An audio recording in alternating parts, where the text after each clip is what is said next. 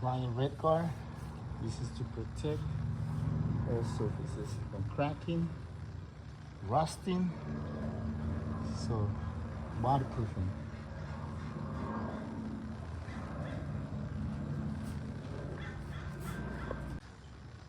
So now inside the pool, you see that we grind all the epoxy that we applied yesterday.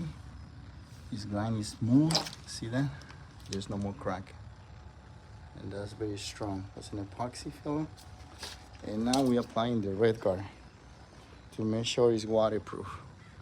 We're gonna apply 2 coats of this red guard. See that? And then that's almost done. We start the tile, the ground, and that's it. We have the other area over there, you see?